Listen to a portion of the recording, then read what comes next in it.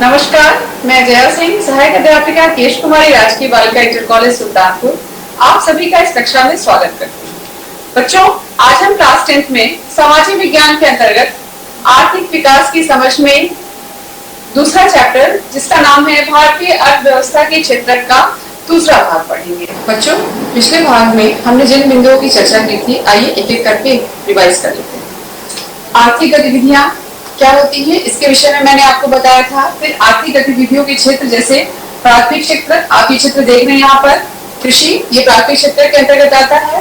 द्वितीय क्षेत्र, इसके अंतर्गत आपके उद्योग धंधे या जो फैक्ट्री लगाई जाती है। और तृतीय क्षेत्र, इसके अंतर्गत जो प्रोडक्शन हो रहा है उसको कैसे एक शहर से दूसरे शहर में ट्रांसपोर्ट किया जा रहा है, उसके बारे में हमने जाना था। फिर इन तीनों ही क्षेत्रों की हमने तुलना पढ़ी थी और इन क्षेत्रों में क्या ऐतिहासिक परिवर्तन आए थे, इनको जाना था। भारत ने प्राथमिक, द्वितीयक और तृतीयक क्षेत्र के बढ़ते महत्व को समझा था और विभिन्न क्षेत्रों में लोगों को रोजगार कैसे प्राप्त हुआ, इसको जाना था। बच्चों, आज हम जिन बिंदुओं को पढ़ेंगे, आइए उसकी चर्चा करते हैं। सबसे पहले हम जो पढ़ेंगे वो है मनरेगा, जिसे हम महात्मा गांधी राष्ट्रीय ग्रामीण रोजगार गारंटी अधिनियम कहते हैं। दूसरा टॉपिक है हमारा संगठित और असंगठित क्षेत्र। तीसरा है सार्वजनिक और निजी क्षेत्र और लास्ट में सारांश, जो हमारे पाठ के लास्ट में दिया गया है। आइए बच्चों, अब हम अपने टॉपिक की शुरुआत करते हैं और टॉपिक की शुरुआत में सबसे पहले हम मनरेगा की चर्चा करेंगे।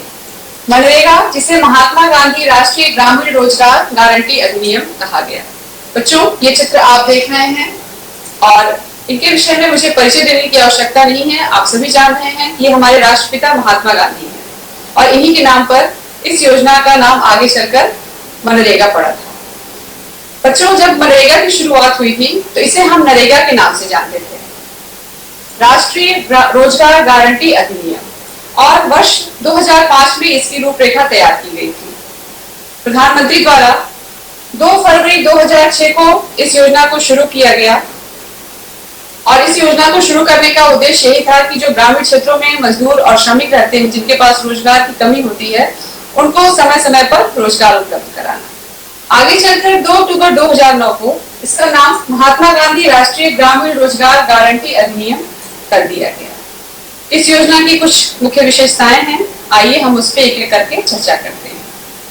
सबसे पहले देखिए, प्रत्येक ग्रामीण परिवार को 1 वर्ष में रोजगार के 100 दिन की गारंटी देना है। यानी कि जिन क्षेत्रों में रोजगार की उपलब्धता कम है, उन क्षेत्रों में सरकार द्वारा ये गारंटी दी जाती है। बच्चों, ये तो बात हो गई नॉर्मल क्षेत्रों की।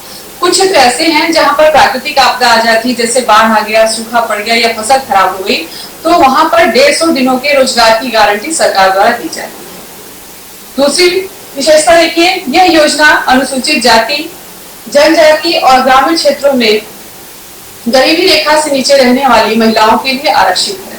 ये योजना जो है उनको भी सुरक्षित करती है ताकि वे अपना जीवन यापन सुचारू रूप से कर सकें। 15 दिन के भीतर मनरेगा के अंतर्गत काम करने वाले श्रमिकों को या मजदूरों को रोजगार नहीं मिलता है तो सरकार द्वारा उन्हें बेरोजगारी भत्ता प्राप्त करने का अधिकार है।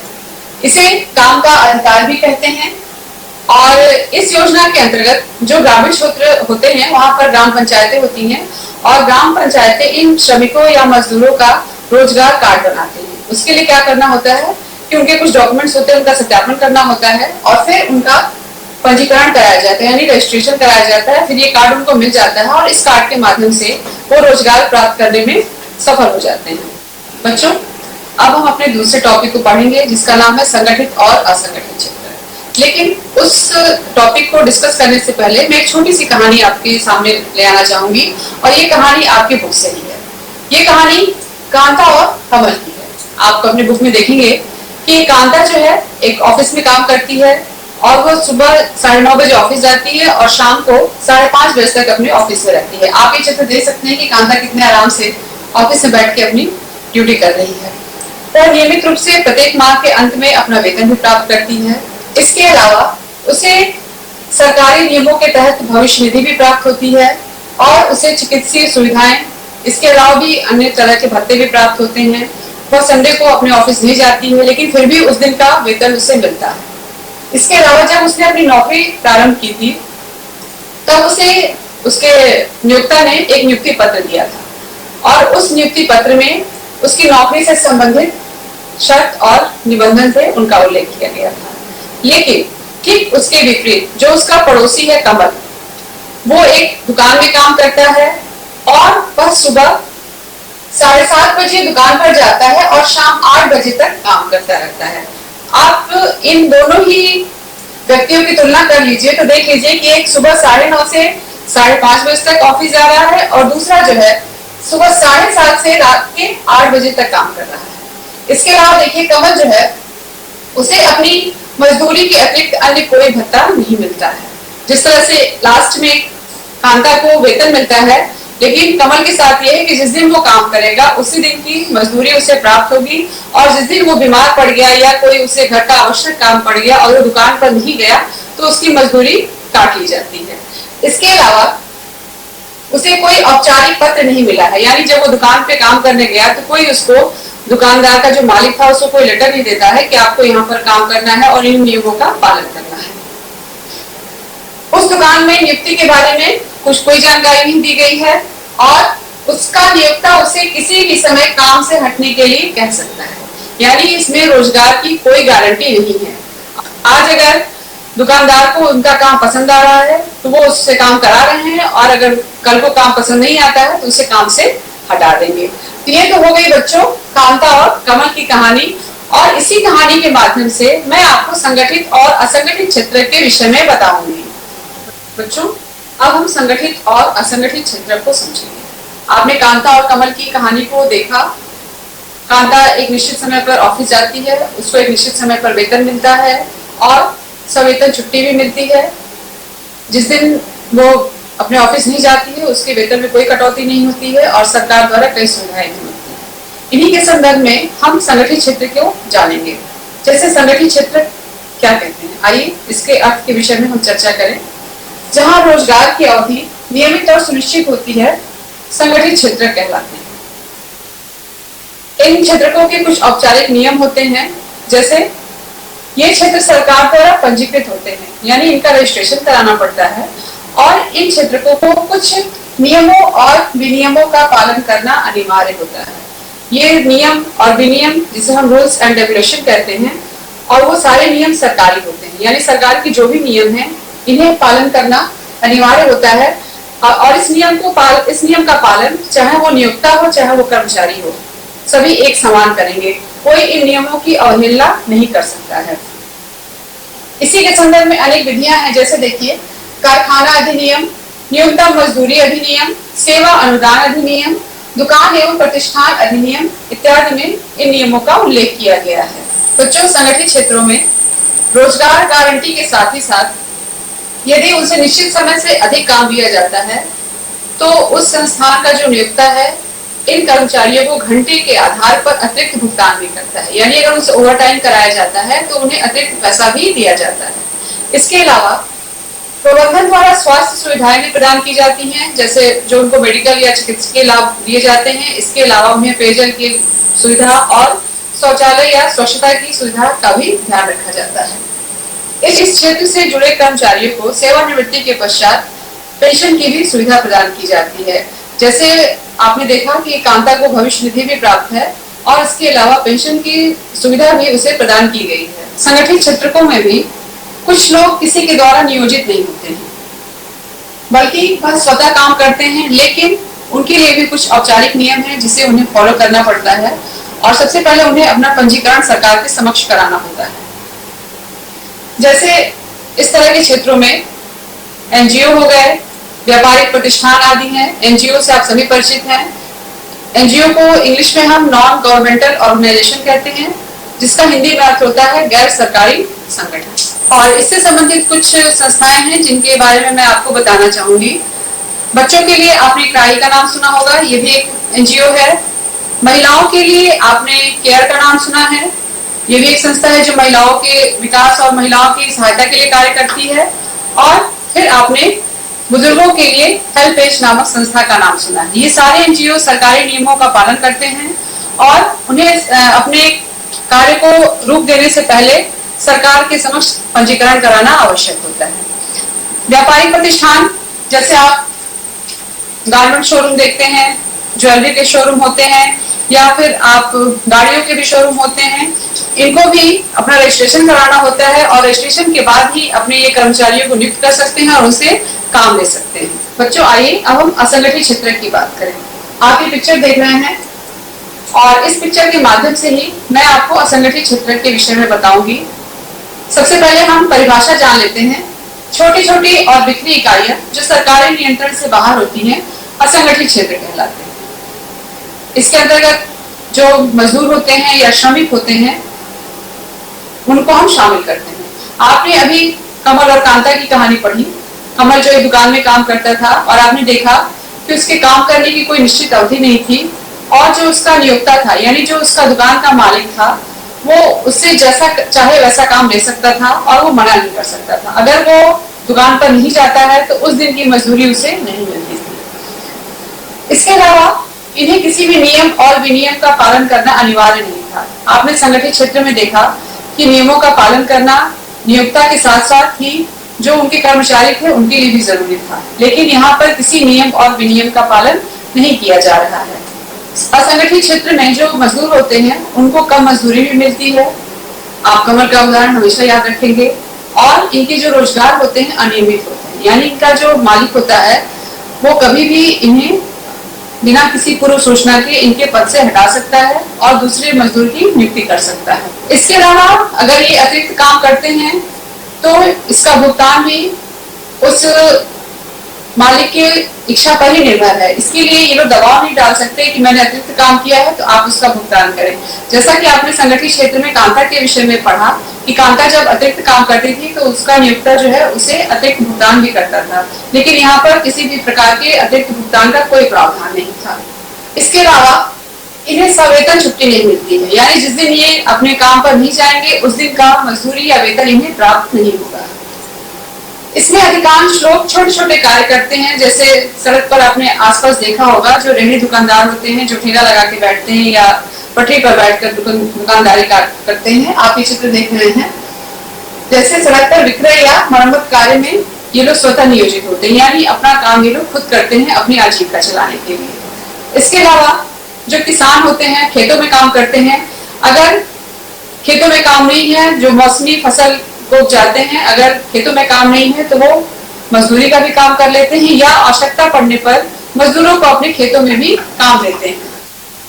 बच्चों इस तरह से हम लोगों ने संगठित और असंगठित क्षेत्रों के विषय में चर्चा किया। अब कुछ पॉइंट्स ऐसे हैं जो मैं आपसे बताना चाहूंगी और ये पॉइंट्स एक तरीके से इन दोनों ही क्षेत्रों के तुलनात्मक अध्ययन के रूप में है। जैसे आपने कमल और कांता के स्टोरी को सुना, उसमें आपने देखा कि कांता कितने ही आराम से अपनी नौकरी कर रही है।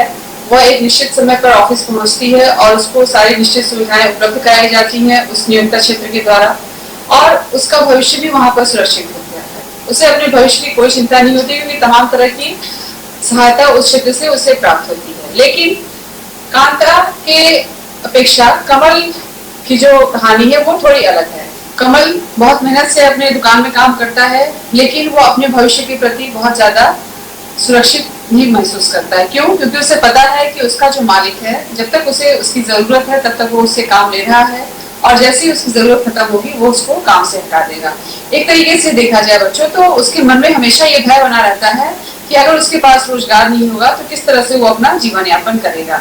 और यही दो मुख्य बातें हैं संगठित और असंगठित क्षेत्र के अंतर्गत की एक में भविष्य सुरक्षित है और दूसरा जो है रोज अपने भविष्य की सुरक्षा के लिए प्रयास कर रहा है और परेशान है। जो अगला टॉपिक है हमारा असंगठित क्षेत्र के श्रमिकों का संरक्षण कैसे, यानी जो असंगठित क्षेत्र के मजदूर हैं उनको किस प्रकार सुविधाएं प्रदान की जाए ताकि उनकी रोजगार की जो है गति वो नियमित रहे। तो सबसे पहले हमें कृषि के अतिरिक्त रोजगार के वैकल्पिक स्रोतों को बढ़ावा देना चाहिए। वे वैकल्पिक स्रोत क्या हो सकते हैं? देखिए, जैसे लघु और कुटीर उद्योगों को बढ़ावा दिया जाए। आप ये चित्र देख सकते हैं जहाँ पर ये डलिया बनाना है, सिलाई का काम करना है, इस तरह के उद्योग धंधों को गांव में बढ़ाया जा सकता है। शहरों में भी लघु उद्योगों को कच्चे माल की प्राप्ति और उत्पादन के विपणन हेतु सरकारी मदद की जरूरत पड़ती है। विपणन यानी मार्केटिंग के लिए। तो यहाँ पर भी जो गवर्नमेंट संस्थान होते हैं वहां से इन लघु उद्योगों को समर्थन और सहयोग मिलना आवश्यक है। बच्चों, इस टॉपिक के अंतर्गत हम दो नए शब्दों पर चर्चा करेंगे, लघु और कुटीर उद्योग। लघु और कुटीर उद्योग को बताने के लिए मैं आपको कुछ बातें बताना चाहूंगी। लघु उद्योग का अर्थ आप लोग समझते होंगे, लघु मीन्स छोटा। तो ये लघु उद्योग बच्चों बहुत ही छोटे स्तर पर जो औद्योगिक इकाइयां स्थापित की जाती हैं, जो फैक्ट्री छोटी छोटी फैक्ट्रीज बनाई जाती हैं, वो लघु उद्योग होते हैं। और इन उद्योगों को सरकारी सहायता की भी आवश्यकता पड़ती है। इसमें जो उत्पादन कार्य होता है उसके लिए मशीनरी का यूज किया जाता है और इसमें हम श्रमिकों को रखकर भी उत्पादन कार्य करा सकते हैं। अब आती है बच्चों कुटीर उद्योग की बात। कुटीर उद्योग ये स्थानीय स्तर पर होते हैं। आपने अपने गांव में या अपने शहर के मोहल्लों में देखा होगा कि जो बढ़ई सुनार लोहार होते हैं वो घरों पे कुछ न कुछ अपना काम धंधा करते रहते हैं, तो वो उनका जो है कुटीर उद्योग कहलाता है। और इसमें उन्हें किसी बाहर के भी श्रम की आवश्यकता नहीं होती है, क्योंकि उनके घर के परिवार के सदस्य ही काफी होते हैं इन कार्य को करने के लिए। हमें आवश्यकता की पूर्ति के जो भी साधन होते हैं स्थानीय स्तर पर ही मिल जाते हैं, यानी इन्हें किसी जबरदस्ती का टेक्नोलॉजी या कोई नई मशीनरी की आवश्यकता नहीं पड़ती। बच्चों, ग्रामीण क्षेत्रों में पूरे वर्ष रोजगार प्रदान करने के लिए सरकार द्वारा कुछ योजनाओं का पालन करना बहुत ही जरूरी है। जैसे देखिए, सड़कों और स्कूल भवनों का निर्माण, सिंचाई के लिए नहरों की खुदाई और अन्य समान कार्य जैसे अस्पताल का निर्माण हो गया। स्वयंसेवी संस्थाओं द्वारा जन कल्याण कार्य को क्रियान्वित कराते रहना चाहिए। आप ये चित्र देख रहे हैं कि हर गांव में स्कूल बनाए जाते हैं ताकि बच्चों को शिक्षा मिल सके। इसके अलावा सड़कों पर भी हमेशा काम कुछ न कुछ लगा ही रहता है, तो इन सब कार्यों को निरंतर चलते रहना चाहिए। इसके अलावा सरकार को श्रमिकों को अनिवार्य बीमा भी देना चाहिए। ये अनिवार्य बीमा इनके आर्थिक और सामाजिक जीवन की सुरक्षा के लिए अत्यंत ही आवश्यक है। बहुसंख्यक श्रमिक जो होते हैं वो अनुसूचित जाति, जनजाति और पिछड़ी जातियों से होते हैं और इनके साथ खुलकर तो नहीं अब, लेकिन कुछ न कुछ सामाजिक भेदभाव किया ही जाता है। इसलिए इन श्रमिकों को बीमा देने से इनका सामाजिक और आर्थिक स्तर पर जो है जीवन ऊंचा उठाया जा सकता है। सार्वजनिक क्षेत्र में सरकार का उद्देश्य जन कल्याण करना होता है, ना कि लाभ कमाना। ये जो भी सरकारी योजनाएं होती हैं वो सभी के लिए होती हैं और सभी को इसमें समान अवसर भी प्रदान किया जाता है। लेकिन जो सेवाएं सरकार देती है उनके बदले में कुछ न कुछ भुगतान हमें उन्हें करना ही पड़ता है, चाहे वो हम इनकम टैक्स के रूप में दें या जो वस्तुओं पर जीएसटी आदि लगाकर सरकार अपना व्यय वसूल ही लेती है। निजी क्षेत्र यानी प्राइवेट सेक्टर, इसमें क्या होता है बच्चों कि व्यक्तियों या निजी कंपनियों पर स्वामित्व और सेवाओं के वितरण की जिम्मेदारी होती है, यानी इसमें सरकारी संस्थाएं नहीं होती हैं, इसमें एक व्यक्ति या एक कंपनी इसके लिए जिम्मेदार होती है। टाटा, टिस्को जैसी कंपनियां निजी स्वामित्व का उदाहरण है। इनका उद्देश्य लाभ कमाना होता है। जैसा कि आपने अभी देखा कि सार्वजनिक क्षेत्र में लाभ कमाना उद्देश्य नहीं था, उनका था उद्देश्य की जन कल्याण, अधिक से अधिक लोगों का भला हो। लेकिन यहाँ पर इनका मुख्य उद्देश्य होता है लाभ कमाना और इनकी सेवाओं को प्राप्त करने के लिए हमें एकल स्वामियों व कंपनियों को भुगतान करना पड़ता है। उदाहरण के तौर पर आप समझ सकते हैं कि आजकल मोबाइल हम और आप यूज करते हैं, तो मोबाइल को चलाने के लिए इंटरनेट की जरूरत पड़ती है। इसके लिए हम क्या करते हैं, हम लोग तरह तरह के पैक्स खरीदते हैं, अपने मोबाइल को हमेशा अपडेट रखते हैं कि कब क्या जरूरत पड़ जाए। लेकिन अपडेट करने के लिए भी हमें कहीं न कहीं से कुछ न कुछ भुगतान करना ही पड़ता है और इन कंपनियों का सहारा लेना पड़ता है। बच्चों, अगला हमारा टॉपिक है निजी व सार्वजनिक क्षेत्र की भूमिका और इस टॉपिक के अंतर्गत हम इन दोनों ही क्षेत्रों की आपस में निर्भरता के विषय में जानेंगे। कुछ चीजें ऐसी होती हैं जिनकी जरूरत समाज के हर सदस्य को होती है, लेकिन निजी क्षेत्र उसको उचित दाम पर उपलब्ध नहीं करा पाते, क्योंकि उसकी उपलब्धता में इतना खर्चा होता है कि जो उनकी क्षमता से बाहर होता है। जैसे वो कौन कौन से क्षेत्र हो सकते हैं, आइए हम आपको दिखाते हैं। जैसे इंफ्रास्ट्रक्चर का विकास, जिसे हम आधारभूत जो संरचनाएं होती हैं वो है। आप इस चित्र के माध्यम से इन्हें आप समझेंगे। इसके अंतर्गत हम बता रहे हैं आपको, जैसे परिवहन के साधन हो गए, बिजली, संचार, भारी उद्योग, पत्तन का निर्माण, पत्तन जिसे हम बंदरगाह कहते हैं। इसके अलावा पुल और सड़कों का निर्माण, रेलवे लाइनों को बिछाने की जो प्रक्रिया होती है और बांधों और नहरों का निर्माण। इन सभी कार्यों के लिए निजी क्षेत्रों को सार्वजनिक क्षेत्र की मदद की आवश्यकता होती है। इसके अलावा लघु उद्योग खोले जाते हैं और रोजगार के साधनों को बढ़ावा दिया जाता है और इसके लिए निजी क्षेत्रों को सार्वजनिक क्षेत्रों की मदद की आवश्यकता पड़ती है। एक उदाहरण के तौर पर मैं आपको बताना चाहूंगी कि जो ये लघु उद्योग खुलते हैं उनमें उत्पादन के लिए बिजली की आवश्यकता पड़ती है और निजी क्षेत्र बिजली के लिए सरकार पर डिपेंड होती है, यानी सार्वजनिक क्षेत्रों पर डिपेंड होती है। और ये सार्वजनिक क्षेत्र जो एक निश्चित दर होती है उस पर इन्हें बिजली उपलब्ध कराते हैं, जिसकी वजह से क्या होता है कि लघु उद्योग एक उचित दर पर उत्पादन करते हैं और फिर एक निश्चित दर पर उपभोक्ताओं तक बाजार में पहुंचाते हैं, और वो सामान या वस्तु जो है हमें बहुत ज्यादा महंगी भी मिलती है, एक निश्चित दर पर प्राप्त हो जाती है। खाद्यान्न किसानों का समर्थन करना और कम कीमत पर अनाज की आपूर्ति करके गरीब लोगों का समर्थन करना। इसके उदाहरण के तौर पर मैं बताना चाहूंगी कि बच्चों क्या होता है, जब किसान खेतों में गेहूं या चावल पैदा करते हैं तो सरकारी जो दुकान होती है वो उनसे गेहूं और चावल एक निश्चित दाम पर खरीदती है और पहले इन सारे अनाजों को एक जगह स्टोर कराया जाता है, उसके बाद एक निश्चित दर पर सरकार अपने उपभोक्ताओं तक पहुंचाती है, जिससे क्या होता है कि चाहे वो गरीब हो चाहे वो अमीर हो, उनको आराम से अनाज या खाद्यान्न की उपलब्धता प्राप्त हो जाती है। पिछड़े और ग्रामीण क्षेत्रों में स्वास्थ्य और शिक्षा संबंधी सेवाएं उपलब्ध कराना। बच्चों, अधिकतर आर्थिक गतिविधियां ऐसी हैं जिन पर खर्च करना या व्यय करना सरकार की जिम्मेदारी होती है। जैसे देख लीजिए, पिछड़े और ग्रामीण क्षेत्रों में स्वास्थ्य से संबंधित आप देख रहे हैं कि हर जगह स्वच्छता पे ध्यान दिया जा रहा है, तो गांव में जगह जगह पर शौचालय खुलवाए जा रहे हैं और लोगों को स्वास्थ्य संबंधी सुविधाएं देने के लिए सरकारी अस्पताल, सामुदायिक स्वास्थ्य केंद्र खुलवाए गए हैं ताकि गरीब से गरीब व्यक्ति को सस्ते दरों पर चिकित्सा की भी सुविधा प्राप्त हो सके। बच्चों, लास्ट में हमारा एक टॉपिक है सारांश, यानी कि इस अध्याय में हमने क्या पढ़ा। हम लोगों ने स्टार्टिंग में प्राथमिक, द्वितीयक और तृतीयक क्षेत्र के विषय में जाना था और सकल घरेलू उत्पाद के विषय में जाना था। पिछले 30 वर्ष के आंकड़े मैंने इसके पिछली कक्षा में आपको उन आंकड़ों को दिखाया था। वे आंकड़े ये बताते हैं कि यद्यपि जीडीपी में सबसे अधिक योगदान तृतीयक क्षेत्र में उत्पादित वस्तुओं और सेवाओं का है, लेकिन रोजगार अधिकांशतः प्राथमिक क्षेत्र को में ही मिलता है। रोजगार के जो साधन होते हैं वो प्राथमिक क्षेत्र में ही सबसे ज्यादा होते हैं, क्योंकि कृषि जो है और हमारा देश जो है कृषि पर ही आधारित है, तो ज्यादातर रोजगार हमें कृषि पर ही मिलते हैं। समय के साथ साथ तृतीय क्षेत्र का महत्व बढ़ता गया। इसके अलावा देश में रोजगारों के अवसर की वृद्धि के लिए उपाय मैंने बताया, जिसमें आपने मनरेगा के विषय में जाना और संगठित और असंगठित क्षेत्र में काम करने वाले लोगों के तौर तरीकों के विषय में जाना, जो नियम और कानून होते हैं, रूल्स एंड रेगुलेशन के विषय में बताया। सार्वजनिक क्षेत्र और निजी क्षेत्रों की गतिविधियों के विषय में हमने जानकारी प्राप्त की कि किस तरह से ये क्षेत्र एक दूसरे पर निर्भर हैं और एक दूसरे के सहयोग से अर्थव्यवस्था को मजबूत बनाने का प्रयास कर रहे हैं। बच्चों, आज ही आपका चैप्टर समाप्त हो गया है और इस चैप्टर से संबंधित कुछ अभ्यास प्रश्न मैं आपको दे रही हूँ, जिसे आप अपने नोटबुक में करेंगे। देखिए, पहला प्रश्न है आपका, नरेगा की शुरुआत कब हुई और अब इसे किस नाम से जानते हैं। मैंने इस क्लास की स्टार्टिंग में ही बताया आपको मनरेगा के विषय में। दूसरा क्वेश्चन है, सवेतन छुट्टी का प्रावधान किस क्षेत्र में पाया जाता है। संगठित क्षेत्र में मैंने आपको कांता और कमल की स्टोरी सुनाई और कांता के विषय में बताया, तो इस प्रश्न का उत्तर आपको वहीं से प्राप्त होगा। बच्चों, तीसरा प्रश्न है आपका, असंगठित क्षेत्र के श्रमिकों को संरक्षण की आवश्यकता क्यों है। इस प्रश्न के संबंध में मैं कुछ आपको बताना चाहूंगी।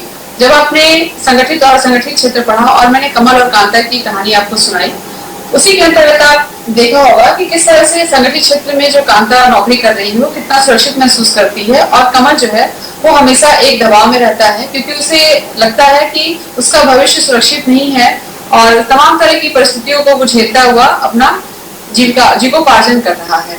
तो इसके अंतर्गत हम लिखेंगे कि इन्हें अपने भविष्य की सुरक्षा के लिए सरकार की तरफ से क्या मदद मिलनी चाहिए और किसके अलावा जो इनके नियोक्ता क्षेत्र होते हैं यानी जिन मालिक के यहाँ ये नौकरी करते हैं उनको भी कुछ ऐसे प्रावधान बनाने चाहिए ताकि भविष्य में जब इन्हें जरूरत पड़े पैसों की तो ये उस पैसे का उपयोग अपनी जरूरतों को पूरा करने के लिए कर सके।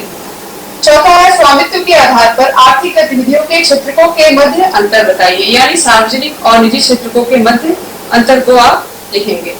और लास्ट क्वेश्चन है, सार्वजनिक क्षेत्रकों का राष्ट्र निर्माण में क्या भूमिका है। धन्यवाद।